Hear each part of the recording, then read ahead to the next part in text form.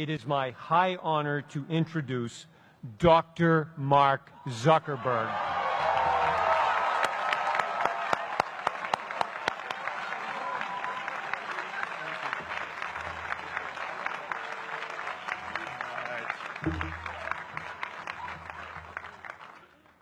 Today, I want to talk about purpose. But I'm not here to give you the standard commencement about finding your purpose. We're millennials. We try to do that instinctively. Instead, I'm here to tell you that finding your purpose isn't enough. The challenge for our generation is to create a world where everyone has a sense of purpose. One of my favorite stories is when JFK went to go visit the NASA Space Center, and he saw a janitor holding a broom, and he asked him what he was doing, and the janitor replied, "Mr. President, I'm helping put a man on the moon."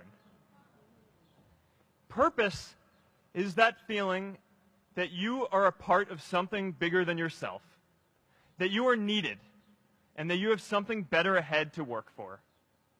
Purpose is what creates true happiness. And you are graduating at a time when this is especially important. When our parents graduated, that sense of purpose reliably came from your job, your church, your community. But today, technology and automation are eliminating many jobs. Membership in a lot of communities has been declining, and a lot of people are feeling disconnected and depressed and are trying to fill a void in their lives.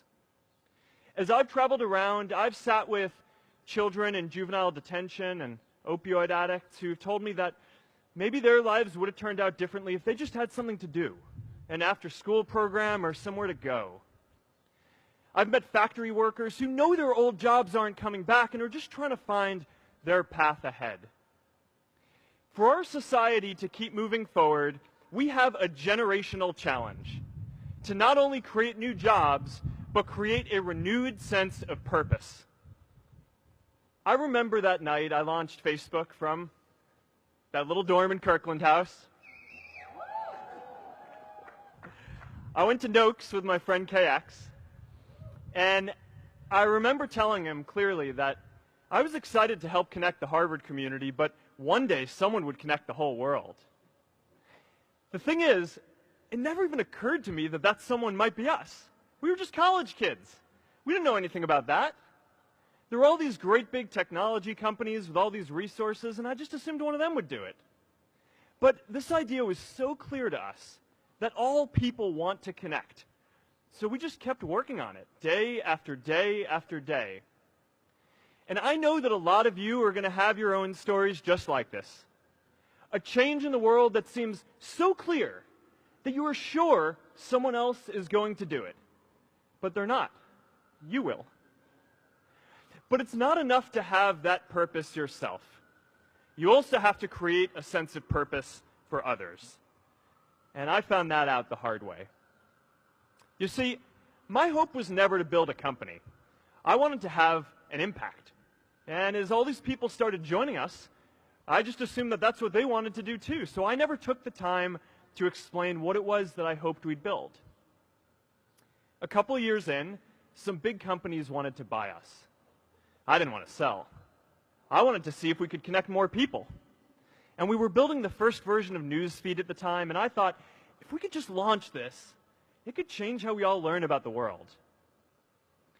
Nearly everyone else wanted to sell.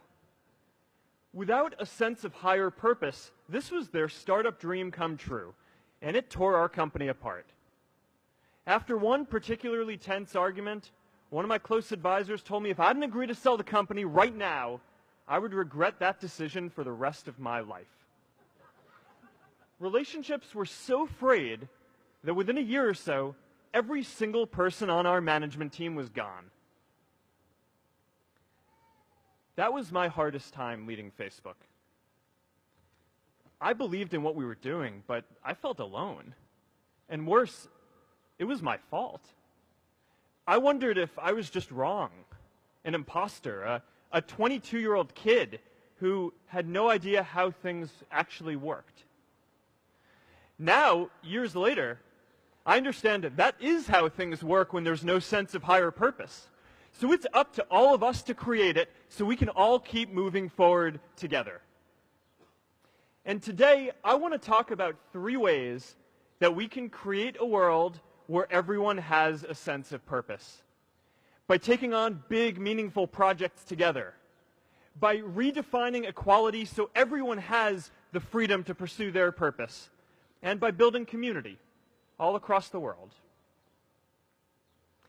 So first, let's take on big, meaningful projects. Our generation is going to have to deal with tens of millions of jobs replaced by automation like self-driving cars and trucks. But we have the potential to do so much more than that. Every generation has its defining works. More than 300,000 people worked to put that man on the moon, including that janitor. Millions of volunteers immunized children around the world against polio, and millions of more people built the Hoover Dam and other great projects. And now it's our generation's turn to do great things. Now I know, maybe you're thinking, I don't know how to build a dam. I don't know how to get 1 million people involved in anything. Well, let me tell you a secret. No one does when they begin. Ideas don't come out fully formed. They only become clear as you work on them. You just have to get started. If I had to know everything about connecting people before I got started, I never would have built Facebook. Movies and pop culture just get this all wrong. The idea of a single eureka moment is a dangerous lie. It makes us feel inadequate because we feel like we haven't had ours yet. And it prevents people with seeds of good ideas from ever getting started in the first place. Oh, and you know what else movies get wrong about innovation? No one writes math formulas on glass, okay? All right? That's not a thing, okay?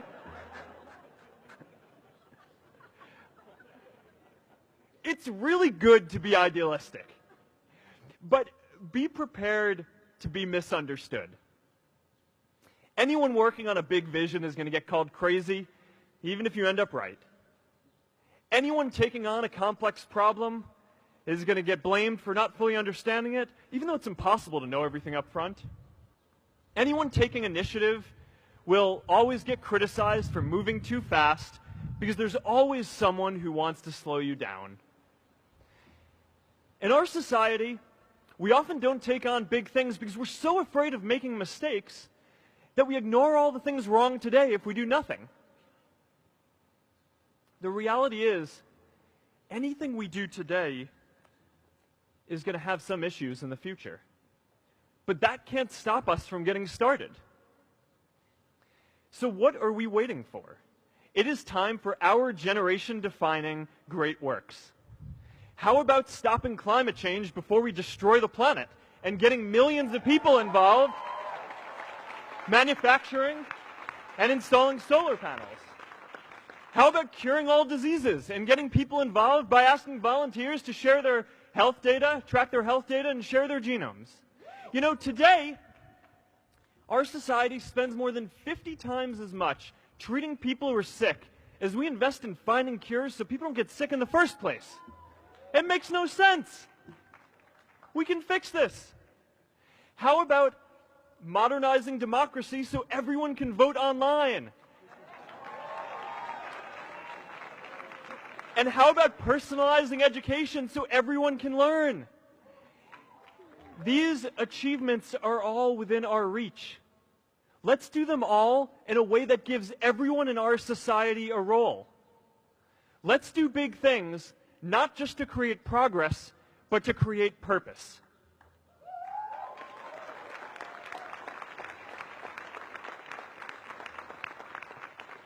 So taking on big, meaningful projects together is the first thing we can do to create a world where everyone has a sense of purpose. The second is redefining our idea of equality so everyone has the freedom to pursue their purpose.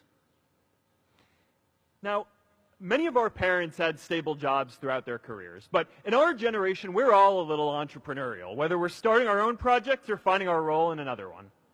And, you know, that's great, because our culture of entrepreneurship is how we create so much progress.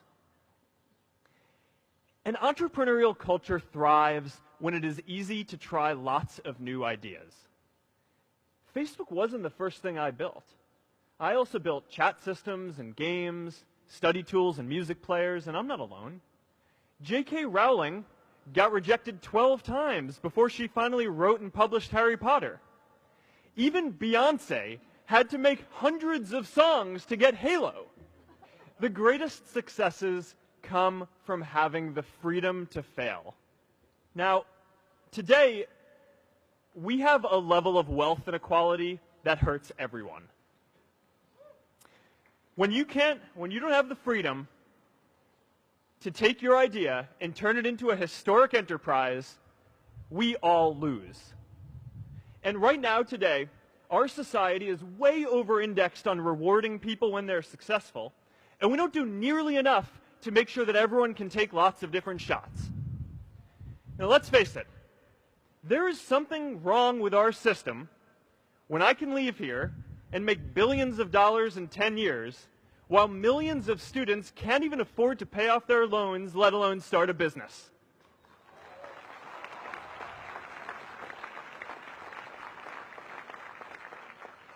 Look, I know a lot of entrepreneurs, and I don't know a single person who gave up on starting a business because they were worried they might not make enough money.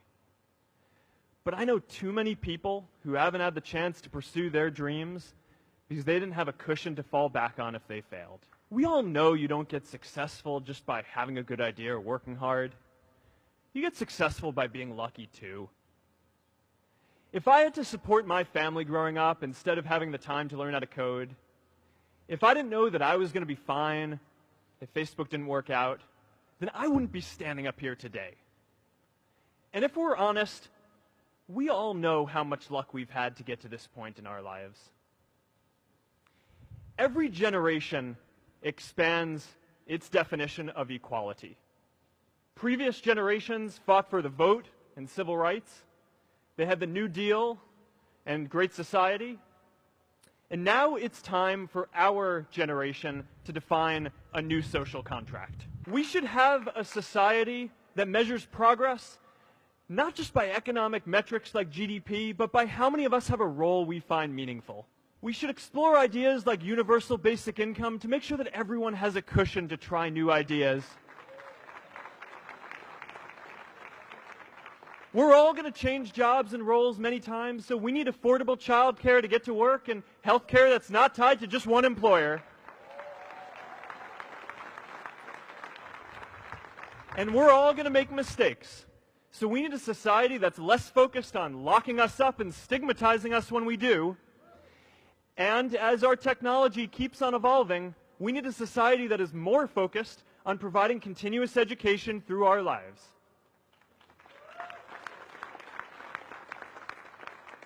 And yes, giving everyone the freedom to pursue purpose isn't going to be free. People like me should pay for it. And a lot of you are going to do really well, and you should too.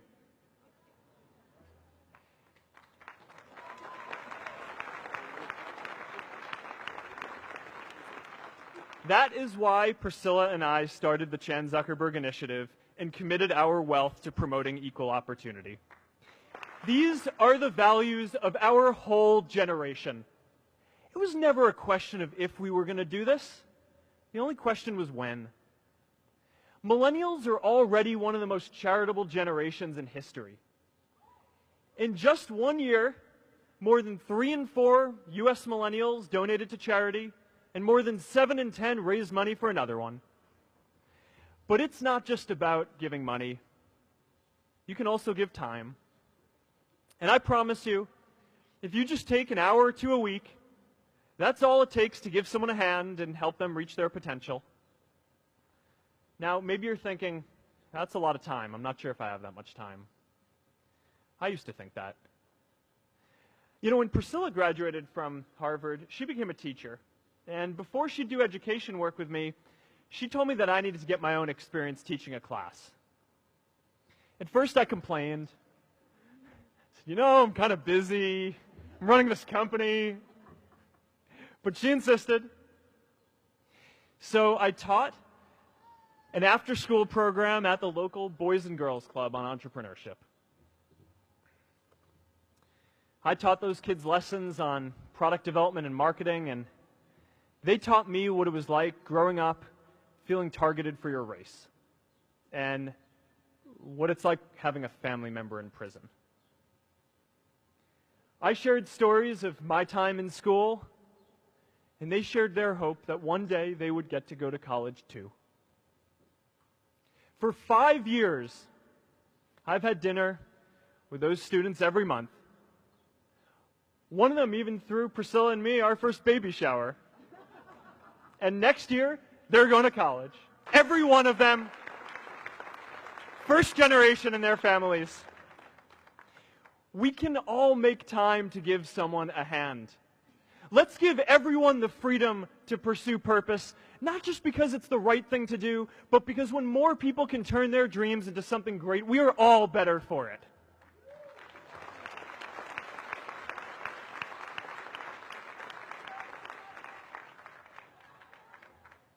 Purpose doesn't only come from work. The third way we can create a sense of purpose for everyone is by building community. And in our generation, when we say purpose for everyone, we mean everyone in the world. Now, quick show of hands. How many of you here are from another country? All right, now keep your hands up. How many of you are friends with one of these folks? Now we're talking. See, we have grown up connected. In a recent survey of millennials around the world, asking what most defines our identity, the most popular answer wasn't nationality, ethnicity, or religion. It was citizen of the world. That's a big deal. Every generation expands the circle of people we consider one of us. And in our generation, that now includes the whole world. We understand that the great arc of human history bends towards people coming together in ever greater numbers, from tribes to cities to nations, to achieve things that we could not on our own.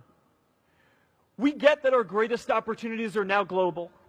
We can be the generation that ends poverty, that ends disease. And we get that our greatest challenges need global responses too. No country can fight climate change alone or prevent pandemics. Progress now requires coming together, not just as cities or nations, but also as a global community. But we live in an unstable time. There are people left behind by globalization across the whole world. And it's tough to care about people in other places when we don't first feel good about our lives here at home. There's pressure to turn inwards. This is the struggle of our time. The forces of freedom, openness, and global community against the forces of authoritarianism, isolationism, and nationalism. Forces for the flow of knowledge, trade, and immigration against those who would slow them down. This is not a battle of nations. It is a battle of ideas. There are people in every country for more global connection, and there are good people against it. And this isn't going to be decided at the UN either. It's going to happen at the local level when enough of us feel a sense of purpose and stability in our own lives that we can start to open up and care about everyone else too. And the best way to do that is to start building local communities right now.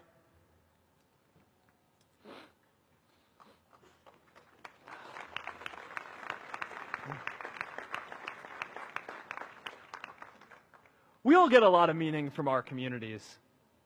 Who here's from Elliott House? How about Lowell? I know you guys found community because you literally live right on top of each other. And Mather? I'll just leave that there. Whether our communities are houses or sports teams, churches or a cappella groups, they give us that sense that we are a part of something bigger, that we are not alone. They give us the strength to expand our horizons. And that's why it's so striking that over the past few decades, membership in all kinds of communities has declined by as much as 1/4. That's a lot of people who now need to find a sense of purpose somewhere else. But I know that we can rebuild these communities and start new ones because many of you already are. I met Agnes Segoye, who's graduating today. Agnes, where are you?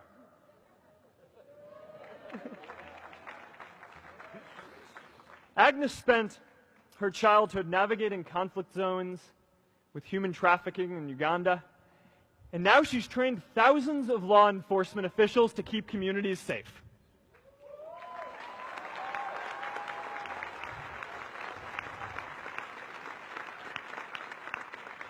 I met Kayla Oakley and Neha Jain. We're graduating today too. Stand up, guys. Kayla and Neha started a nonprofit that connects people suffering from chronic illnesses with people in their communities who are willing to help out.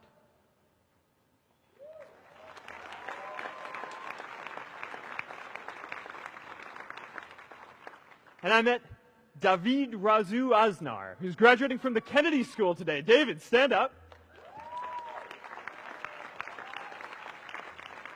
David is a former city councilor who fought to make Mexico City the first Latin American city to pass marriage equality, even before San Francisco.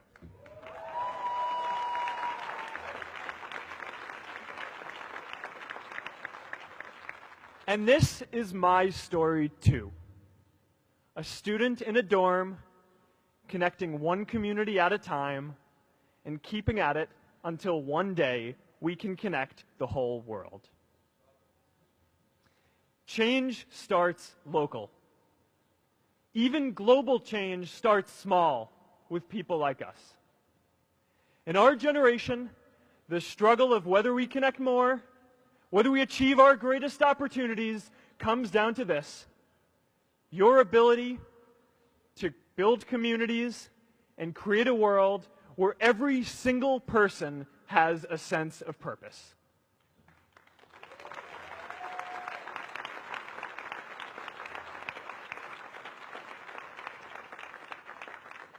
Class of 2017, you are graduating into a world that needs purpose. And it's up to you to create it. Now, maybe you're asking yourself, can I really do this? Well, remember when I told you about that class I taught at the Boys and Girls Club? One day after class, I was talking to my students about going to college, and one of my top students raised his hand and said that he wasn't sure he could go to college because he's undocumented. He wasn't sure if they'd take him. Last year, I took him out to breakfast for his birthday, and I wanted to get him a gift, so I asked him what he wanted, and he just started talking about struggles that he saw other students in his class facing, and finally said, you know, I'd really just like a book on social justice. I was blown away. Here is a young guy who has every reason to be cynical. He wasn't sure if the country he calls home, the only one he's known, was going to deny him his dream of going to college. But he wasn't feeling sorry for himself. He wasn't even thinking of himself. He has a greater sense of purpose, and he's going to bring people along with him. It says something about our situation today that I can't even say his name because I don't want to put him at risk. But if a high school senior who doesn't know what the future holds for him can do his part to move the world forward, then we owe it to the world to do our part too.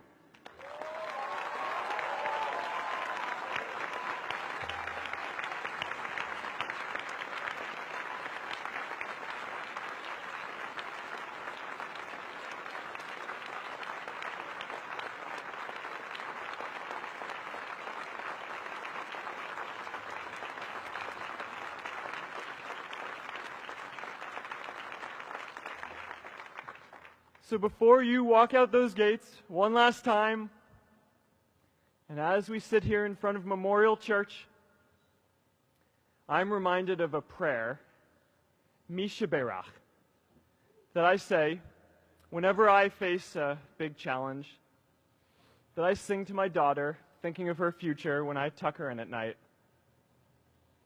And it goes, "May the source of strength, who's blessed the ones before us, help us find the courage to make our lives a blessing." I hope you find the courage to make your life a blessing. Congratulations, class of 2017. Good luck out there.